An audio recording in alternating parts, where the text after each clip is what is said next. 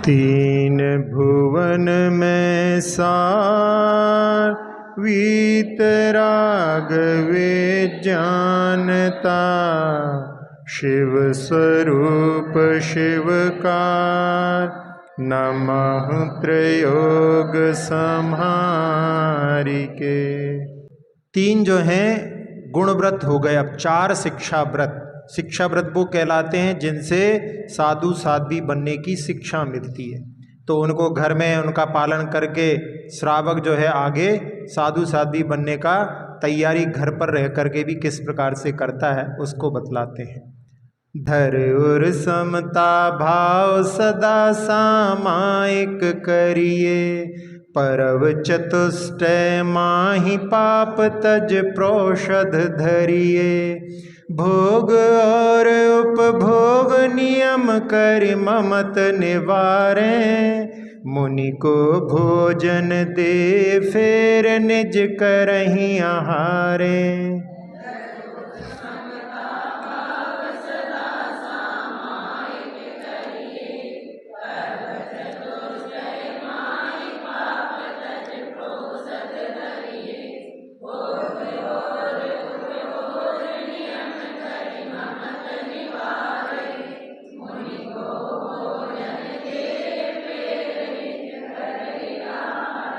हाँ, पहले शिक्षा व्रत के रूप में सामायिक बतला रहे हैं। सामायिक जो है जैन साधना का प्राण है। समस्त श्रावकों को प्रतिदिन थोड़ी देर तो जो है प्रयास करके सामायिक अवश्य करना चाहिए।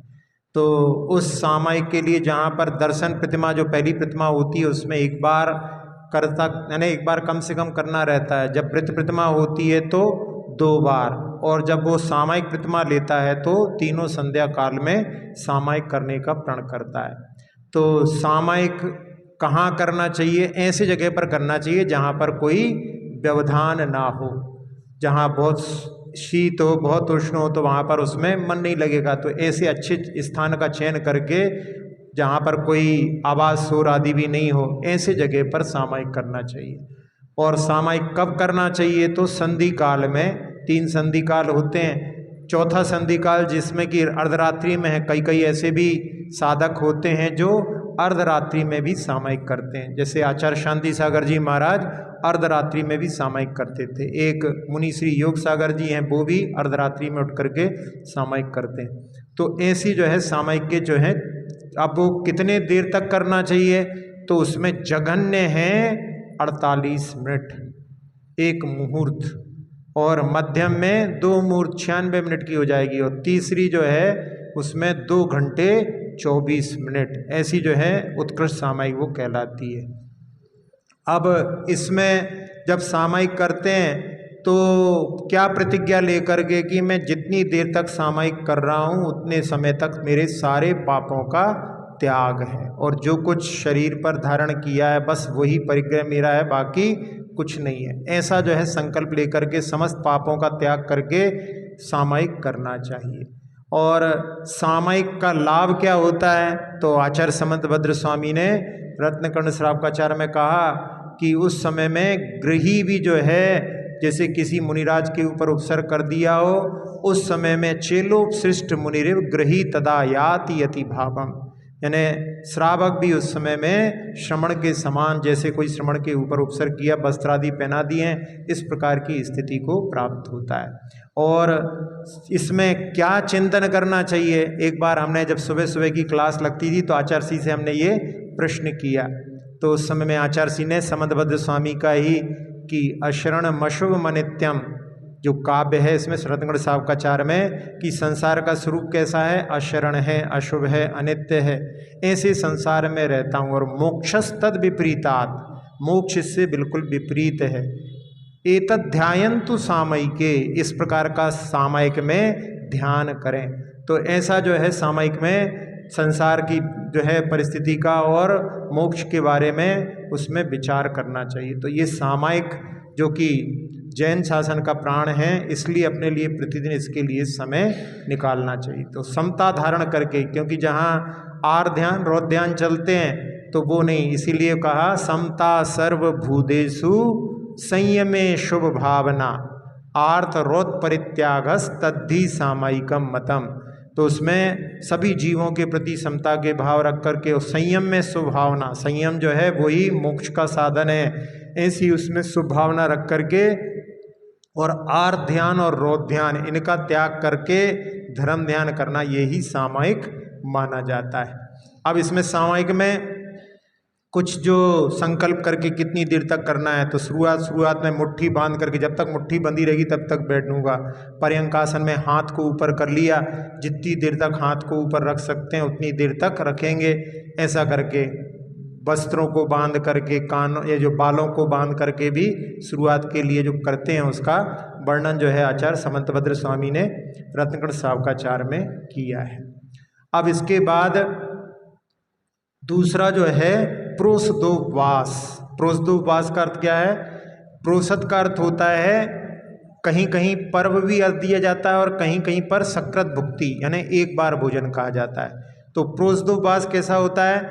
उसमें चारों पर्व में या जो 2 अष्टमी 2 चतुर्दशी होते हैं उसके एक दिन पहले से ये चालू हो जाता है। तो उसमें एक दिन पहले एकासन, फिर उपवास और फिर बाद में एकासन, ये उत्कृष्ट कहलाता है। और उसी दिन जो है चतुर्दशी अष्टमी के दिन उपवास करते हैं या अनुपवास जल के साथ में करते हैं तो वो मध्यम कहलाता है।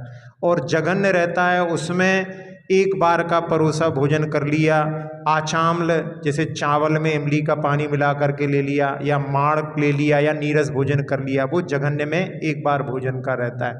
तो इस प्रकार से जो है चारों पर्व में इतने समय तक वहाँ पर जो है अपना जो कि श्रावक साधु साध्वी बनने की साधना कर रहा है, तो इस प्रकार से अपने व्यापार आदि से इतना समय निकाल करके और धर्म ध्यान में अपने समय को निकालता है। उसमें जब ये करते हैं तो उपवास के साथ में वहाँ पर स्नान भी नहीं करें तो भी चल सकता है। उपवास के दिन बिना स्नान के, ये भी जो है आचार्य समंतभद्र स्वामी ने लिखा है, बिना स्नान के। तो बिना स्नान के कैसे पूजा कैसे करेंगे? तो उस समय पूजा करने की भी आवश्यकता नहीं। पूजा उसी दिन जिस दिन भोजन हो, जिस दिन उपवास कर रहे हैं उस दिन पूजा। अब कुछ व्रत रहते हैं तो बात अलग रहती है, व्रत की पूजा रहती है। लेकिन यदि कोई बिना व्रत के यदि आप जो है उपवास कर रहे हैं तो उस समय में ऐसा भी उपवास करके देखना चाहिए। स्नान व्रत के साथ में जब हम ब्रह्मचारी थे तो आचार्य श्री से उपवास लेते थे, तो उस समय में बोलते थे आचार्य श्री को कि आचार्य श्री स्नान व्रत के साथ में हम उपवास करेंगे। तो आचार्य श्री बहुत प्रसन्नता के साथ में आशीर्वाद देते थे, क्योंकि स्नान व्रत यानी साधु की साधना, उसमें स्नान नहीं करेंगे। वैसे तो रोज स्नान करते थे ब्रह्मचारी अवस्था में, लेकिन जिस दिन उपवास करेंगे उस दिन स्नान नहीं करेंगे। तो फिर कैसा करते थे? उन वस्त्रों को उतार देते थे, हाथ पैर धो करके दूसरे वस्त्र पहन लेते थे, जिनालय आदि की वंदना की, भक्ति पढ़ी, पूजा नहीं करते थे, अभिषेक नहीं करते थे, आहार दान नहीं करते थे। तो ऐसा जो है वो स्नान व्रत के साथ में उपवास होता है। फिर भोग और उपभोग के नियमों को बनाना। भोग जो कहलाते हैं रोज भोगते हैं, यानी खाना आदि जो होता है वो भोग कहलाते हैं, और उपभोग जो होता है वो बार बार चीज़ों का उपभोग किया जाता है, जैसे बिस्तर हैं, आभूषण हैं, वस्त्र आदि हैं। तो इनका जो है नियम बनाना, कितना इनका जो है अपन प्रयोग करेंगे, ये कहलाता है भोग उपभोग परिमाण व्रत। और इसके बाद में अतिथि संविभाग।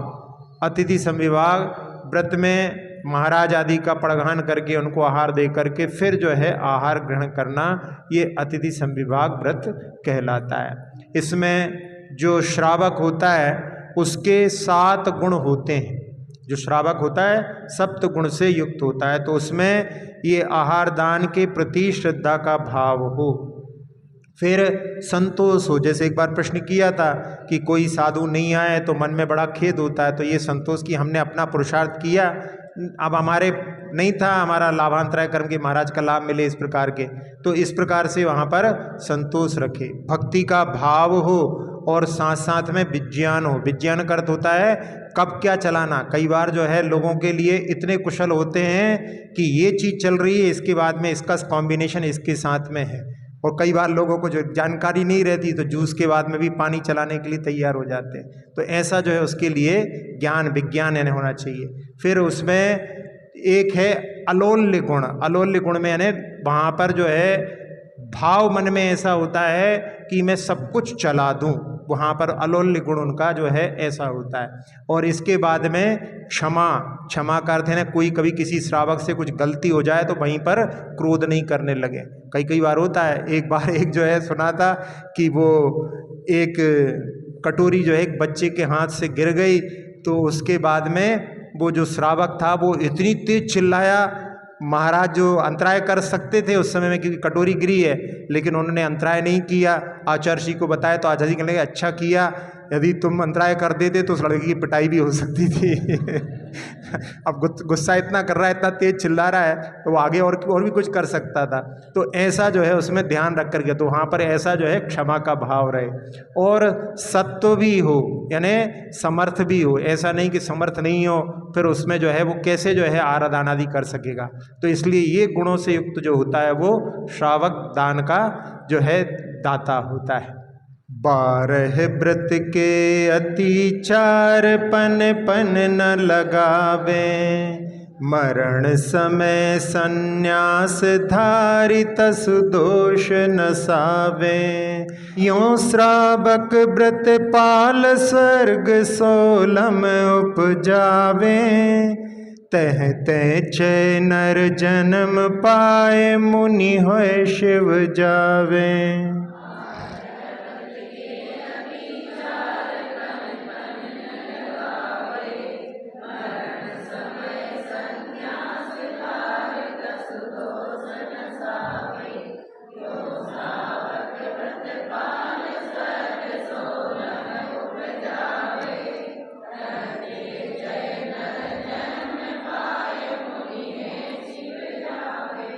अब 12 व्रतों का वर्णन हुआ है, तो इन 12 व्रतों के अतिचार जो तत्वार सूत्र में पंच नाम के सूत्र से दिए हैं, तो उसमें सबके अतिचार जो हैं पन यहाँ पर भी बोल रहे हैं, पन करते यहाँ पे 5 उनको जो है ना लगाते हुए ना उनसे बचते हुए।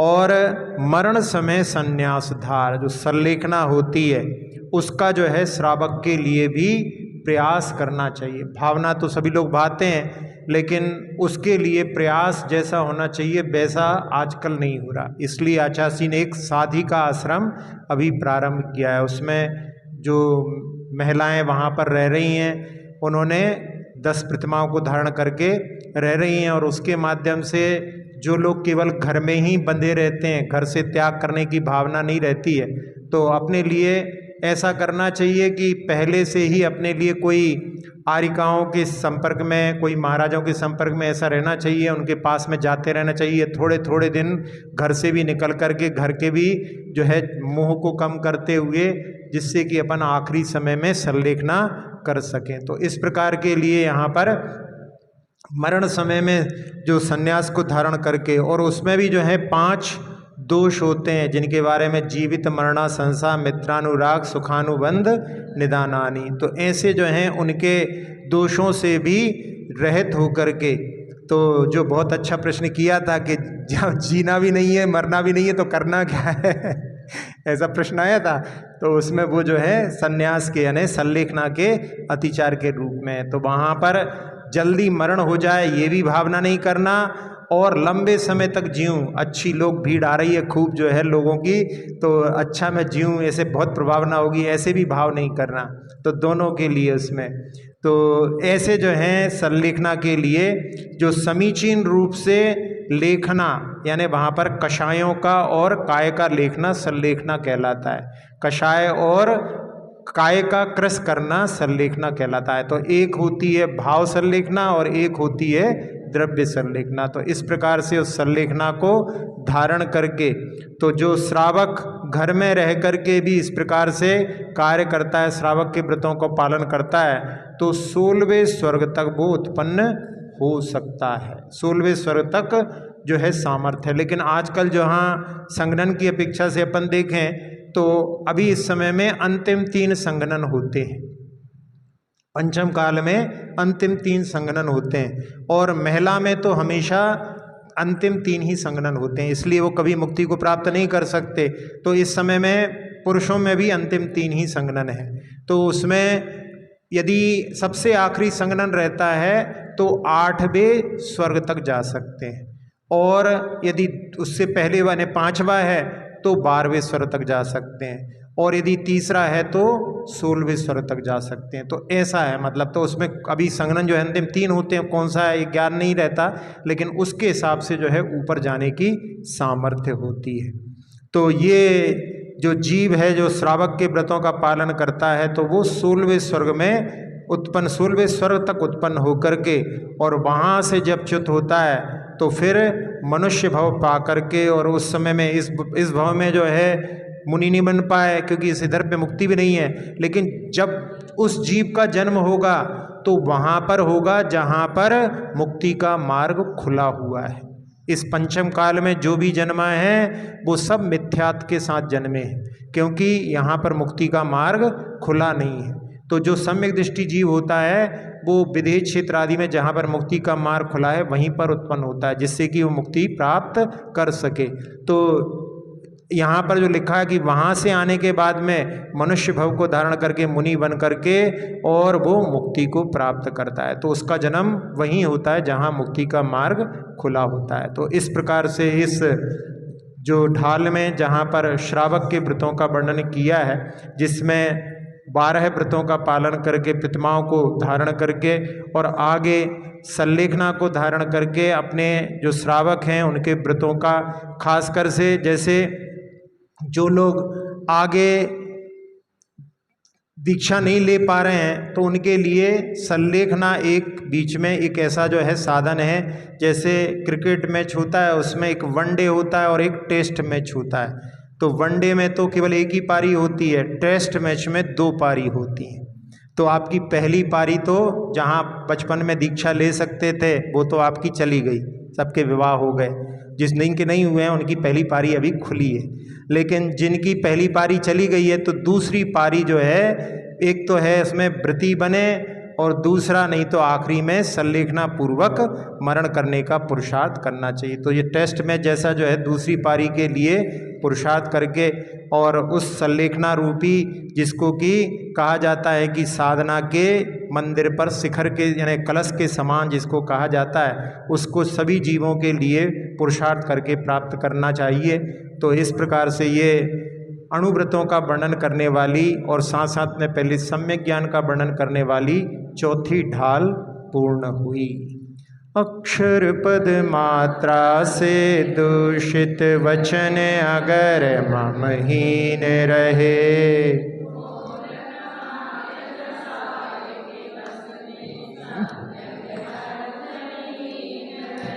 जिन वाणी माता मेरी उन त्रुटियों को क्षमा करें, वे आशीष शीघ्र हम सब केवल लब्धि रमा में प्राप्त हमें हो।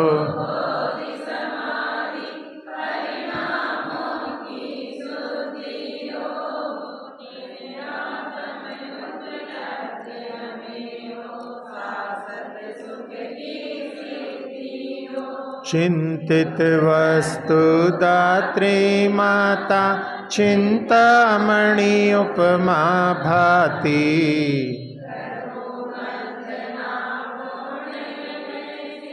चरण रखूं मैं ये पाती, कर जिन वाणी स्तुति तन की ममता टार, महामंत्र का जाप अब सभी जपे नव बार।